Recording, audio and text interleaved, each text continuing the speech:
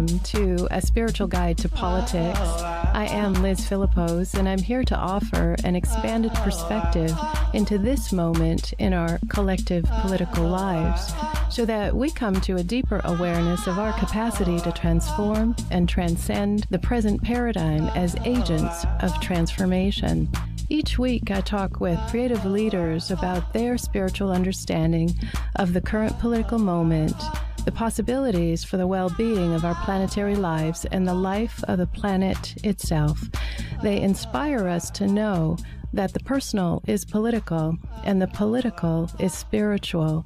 There are tremendous possibilities for transformation when we really come to know this. Today, I'm so happy to be talking to Sally Kempton, a popular meditation and yoga teacher. Sally has been on a dedicated spiritual path for the last 45 years and has been studying and teaching the wisdom of yoga. She's a highly regarded teacher of meditation and spiritual philosophy and writes the popular yoga journal column called Wisdom. Sally teaches retreats, teleclasses, and workshops internationally. She's known for her gift of making yogic wisdom relevant to daily life. She's also known for transmitting deep states of meditation. She wrote the book, Meditation for the Love of It, and she also wrote Awakening Shakti, the transformative power of the goddesses of yoga. I'm so glad we're talking today. Yeah. I'm wondering if you could talk a little bit about your path and what led you to teach and write non-dual wisdom traditions. Yeah. I started out as a secular downtown bohemian, somewhat typical left-wing political seeker. In my late 20s, I had a spiritual opening through a psychedelic trip in the middle of writing a novel. The novel was about everything that can go wrong between men and women, so I was very focused on relationships and gender issues and really feminist issues. One night, I took a psychedelic drug with my new boyfriend, and we were sitting in my living room listening to a Grateful Dead record, and I suddenly had this radical recognition that the universe is made of love, not something that had ever occurred to me before. It was a moment of radical recognition that the way I had been living and the way I had been thinking of life was wrong. Instead of being gnarly and difficult and something that needed to be figured out, I saw underneath it all was love. Of course, I woke up in the morning and the psychedelic had worn off, and my experience was no longer that the universe was filled with love. But it had changed my priorities, and I began looking for a way to bring my normal daily experience in line with that insight, and that was what started me meditating. That was how I entered the path. Where did that lead you from there? You know, in those days, there were not a ton of options. I began following the breadcrumb trail, which is always present when you begin wanting to know the deeper truth of life. A path presents itself, and it eventually led me to my teacher, Swami Muktananda, who was a very traditional Indian master in certain respects. He taught a path in which Kundalini, the secret energy of awakening, which is in every human being, he taught a path in which that energy is awakened through contact with the teacher and then begins a spontaneous unfolding. And what I had realized is that I had had a spontaneous awakening but didn't know how to work with it. So through my relationship with my teacher, through his teachings, through serving him, working with him, and studying under his guidance, I began to work with my mind, work with my body, study non-dual teachings that eventually really transformed the way I see the world, the way I see myself. And in a very natural way, I began to write and teach these insights that come from the non-dual tantric tradition, and eventually to work with students of my own. It's been a very natural unfoldment. In my experience, when you apply the viewpoint of a non-dual tradition, that is the understanding that behind the apparent differences in life, there is an underlying unity. When you cultivate that experience, not only through meditation, but by applying it to the day-to-day situations of your life, your perspective starts to change, I mean, there are many, many effects, but the basic shift is that you begin to be able to see behind the mask of the way life presents itself to the underlying unity, and to recognize that in life, even though there's a lot of natural pain in life, it's possible to meet it with an attitude that makes you find the happiness, the joy, the wisdom that's always present. You're known for practical non-dual wisdom.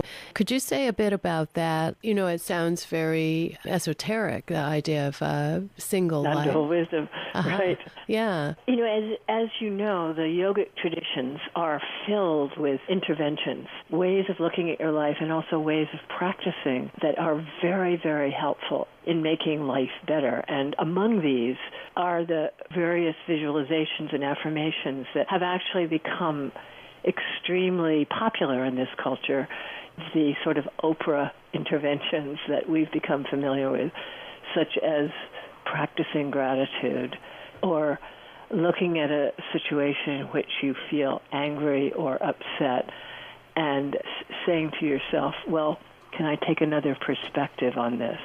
Or how will I look at this situation if I understand that this other person is also seeking happiness? Or if I look at this situation and I say to myself, same awareness is in this person as in me. The same interest in being happier, the same creative power of working with the situations of your life such that you're not so differentiated in understanding another person. When we look at others not so much as radically different than ourselves, but as having qualities in common with us that we can seek out and become attuned to, this in and of itself will begin to make our lives happier, softer, less filled with hard edges and feelings of enmity towards others.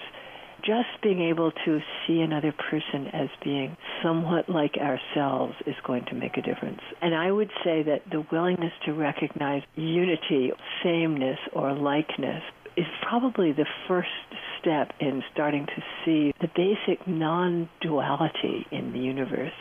I work with people to contemplate their actions and the results of their actions, to look into the world with a feeling of not recognizing the hard and fast boundaries of language and culture as being so radically separative. And these are interventions that pretty much anyone can start to work with because they don't ask you to look at things and deconstruct the physical world in any particular way. They're very practical, and yet the ability to be kind to others, to take a step back and take a deep breath before you speak and act, which are, again, very practical ways of working with the world. If you do them with an overall intention to see love or to see unity, little by little, those interventions, those ways of acting will begin to become natural and give rise to natural experiences of kindness towards others and kindness from others. It's a kind of remarkable thing that simply looking at another person with the intention to see the same awareness and the same desire to be happy in that person is going to radically shift your understanding of them and your ability to interact with them. Mm. How does meditation contribute to that non-dual awareness? In my experience, meditation is, first of all, the bottom line of anybody's spiritual practice. What we do when we meditate is begin to turn our attention, which is almost always focused on what's going on outside and on our reactions to it, turn our attention backward into ourself.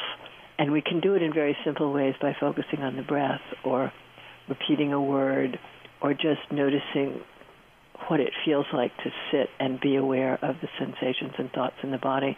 And this attention to our own experience will, in and of itself, begin to settle us. It will begin to make us much less reactive in situations where we might have ordinarily flown off the handle. And it especially gives us a power to understand our own reactions, our own thoughts and feelings, we begin to be observers of ourselves. Through meditation, you can start to notice not only the underlying beauty that our mind and our outgoing attention hides from us, we can also start to notice the reactions and the thinking patterns that stand in the way of it.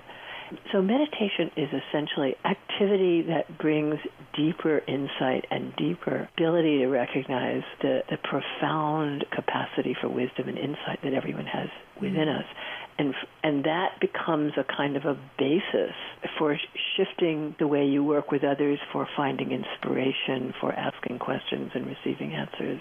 Meditation is really an activity that makes all sorts of inner transformations possible. In your description, it sounds like this is partly where we cultivate the ability to pause. Yeah, the ability to pause, and also the ability to see into ourselves behind the patterns and tendencies of our personality. Mm-hmm. And and for most of us live identifying with our personality and with the successes and failures that the personality brings us.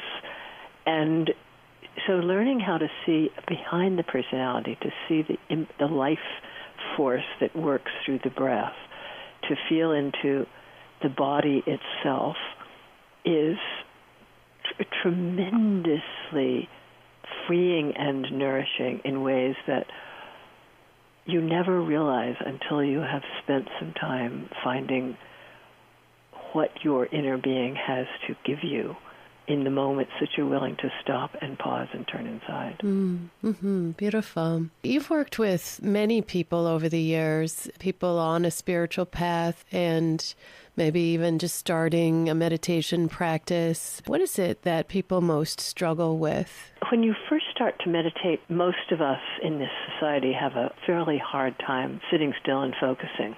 I won't go into all the ways in which our device habits keep us scattered. The tendency to not be willing to turn inside is very deeply rooted in us. When you sit for meditation, normally the first thing that happens is that you're struggling to sit still.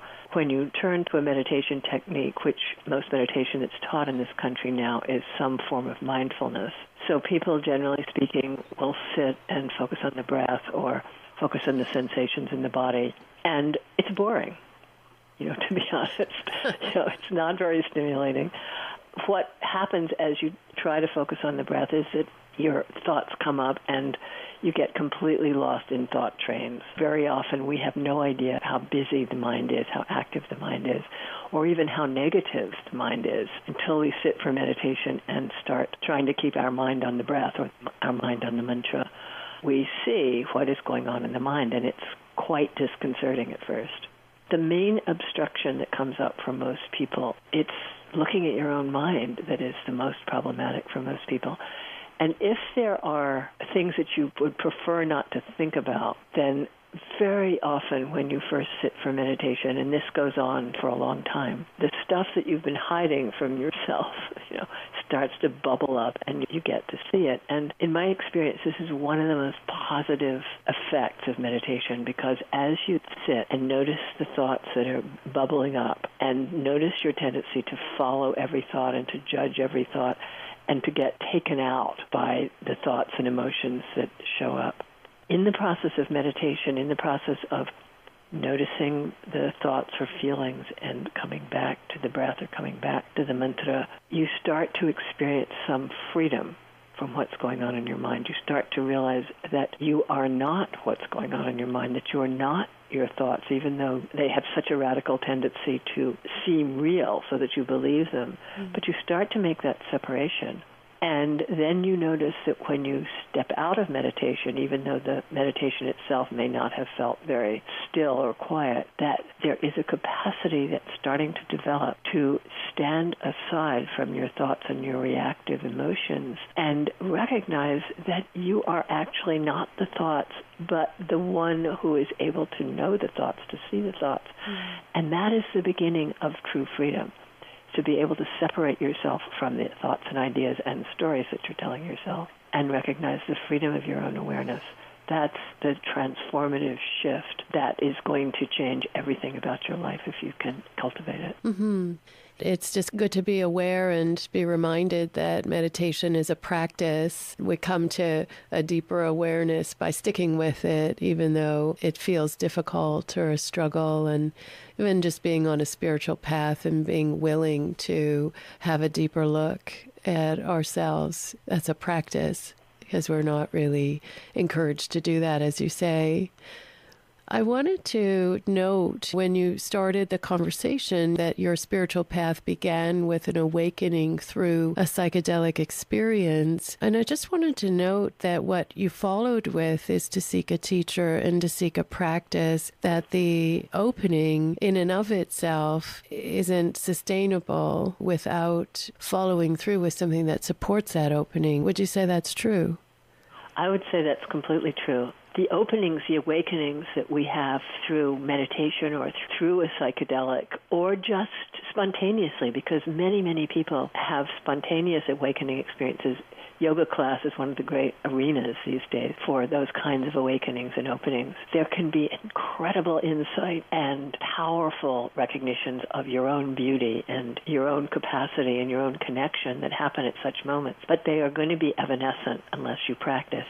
What I would say about such awakening experiences is that they give us a glimpse of the freedom that is possible. There's a lot of literature out now by people who have had awakening experiences and followed the attitudes that arise through the awakening. So, for example, in an experience like mine, where the fundamental feeling was of love, that sense of that unconditional love arises in you, and you can start to feel what it feels like to be loving, to feel loved, to feel loving. You can find the felt sense of loving and apply it to situations in your life which don't naturally instigate love in you. The wisdom that you get from an awakening can really be used as a tool to cultivate awakened states of mind in the rest of your life. Does that make sense? Yeah, absolutely. I'm glad we're talking about that, because a lot of people are having the experience of that kind of awakening. How to live with it, how to walk with it, and how to make it something that really enhances life. And how to not assume that because you had this experience last month, that you are now fully awakened and don't have to do anything else. Right. To cultivate that. On the spiritual path, there are two traps, I would say, that we tend to go, okay, I know what it feels like to be enlightened, to feel unconditional love, to see the world as part of myself. So therefore, that's enough. I'm now an awake person. And then there's the other attitude of, I'm so unqualified for all of this. Maybe I had a moment when it felt right, but now here I am just all in my gnarly mind and my reactivity, and I'm so far away from the truth. So we need to walk a middle path where we are very much practicing to experience ourselves in the most expanded way possible. At the same time, we're not feeling that because we have a lot of thoughts or because we blow it a lot or because we're not skillful, that means that we're hopeless.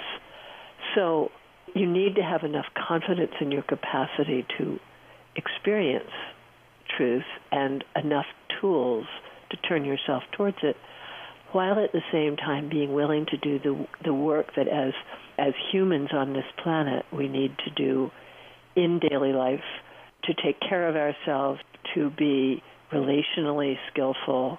We walk the path holding our daily mundane growth process and our spiritual growth process together, not trying to bypass the things that we have to do to live responsibly in the world, by not trying to escape into meditative states, and not getting so caught up in our worldly life that we forget that the real source, power, and joy of life actually only showers down on us when we're finding that juice inside.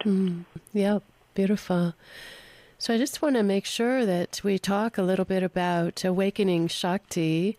I know in your book you talk about goddess consciousness as something that's not strictly feminine or masculine, but a quality of consciousness that we can all access, a universal consciousness. I'm interested to know how that contributes to our lives at this moment, and to hear a bit about the divine feminine, the divine masculine, especially in the context of a non-dual awareness.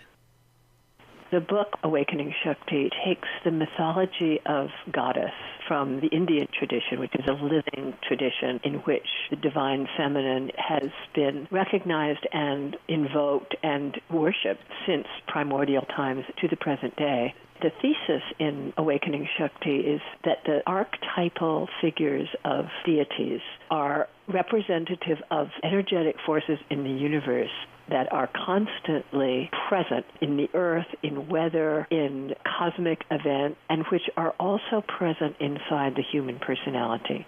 What I did in that book was try to show people how connecting yourself to the energy of a particular goddess archetype, such as Durga, who's a strong warrior mother who exemplifies power in a particularly feminine way, or Lakshmi, who is a goddess of love, harmony, and beauty, and Kali, who represents revolution and change. The point that I experienced in my own practice and that I have tried to pass on to others is that the deity archetypes of the divine feminine and also of the divine masculine are present in the universe, that we can tune into them, that we can recognize in ourselves the qualities of particular aspects of these archetypes, and that by realizing the divine qualities that are intrinsic in us and in our human personality and connecting them to deities, it enlarges and enhances our sense of self in a very powerful way. For me, and I think for many women, the recognition of God as feminine is the very new thing, because obviously we've lived in patriarchal cultures for a long time. The deep understanding, the belief structures, certainly in Western culture, but also in Eastern cultures, is that we either see the divine as formless, pure consciousness and power. In Indian culture, the name for God as the source, the heart of reality, is Satchit Ananda, beingness, consciousness, and blissfulness, unconditional beingness, unconditional intelligence, and unconditional joy. These traditions also say that being, awareness, and joy, which is in us, which can be found through meditation and contemplation, also is held by these archetypal deity figures. And when we invoke them, they can show us our own love and power. They can help us. Of course, every religious tradition has figures, helpful figures, whether we call them angels or saints, or Buddhas.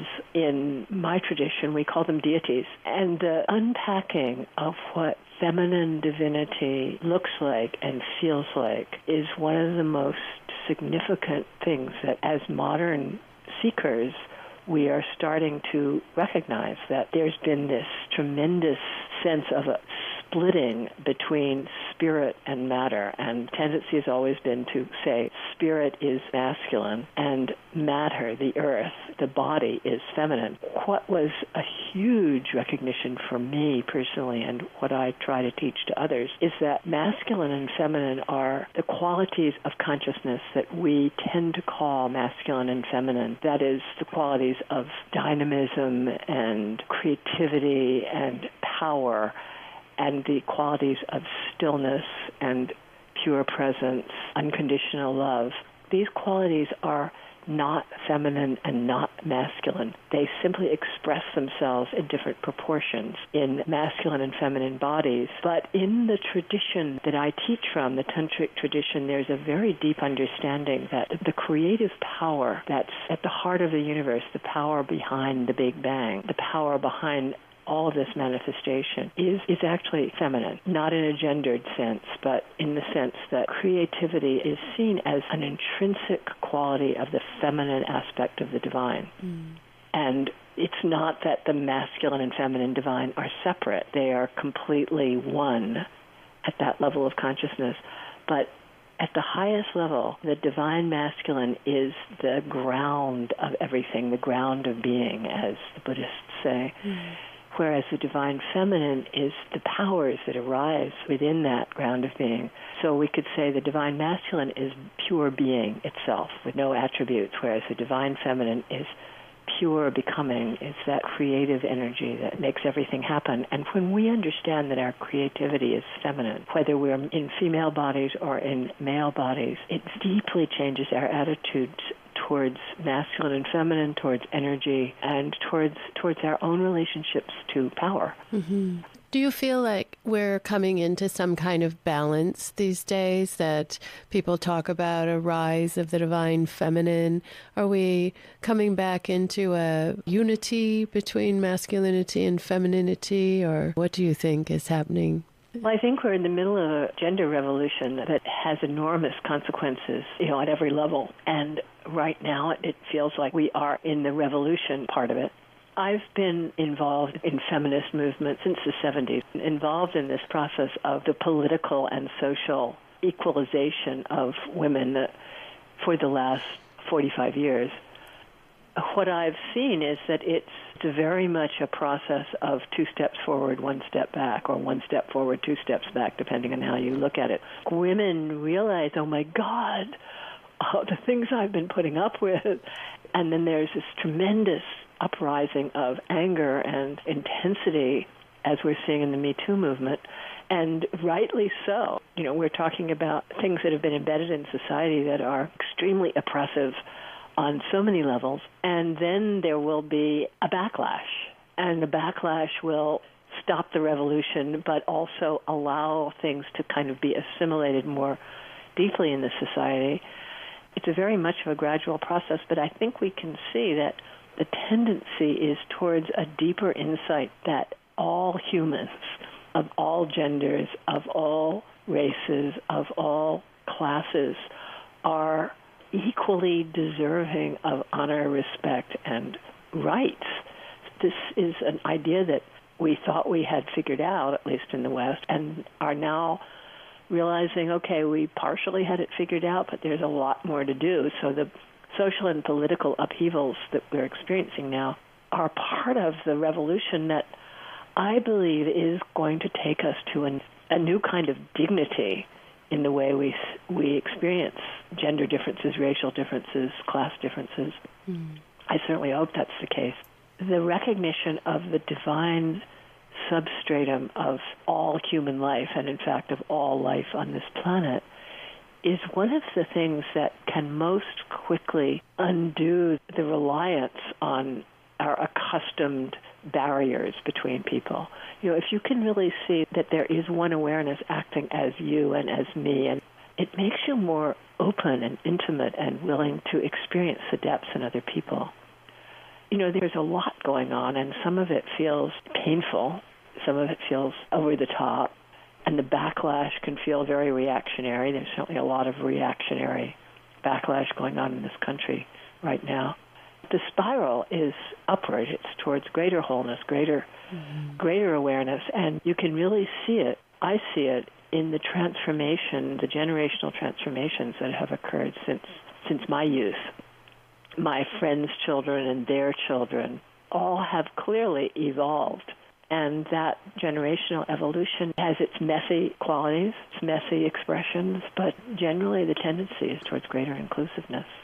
Yes. I like what you're saying, absolutely, that it is an upward spiral, and even if it's not linear, we can look back and see that there is shifts and changes toward a greater wholeness and a greater unity.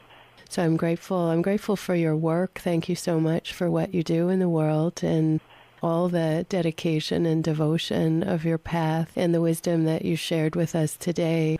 If you want to know more about Sally Kempton, you can go to her website, www.sallykempton.com, learn about her courses and workshops. You've been listening to A Spiritual Guide to Politics here on KPFK Radio. My name is Liz Philippos. Thank you so much for listening. I'm so glad you joined us. Until next time.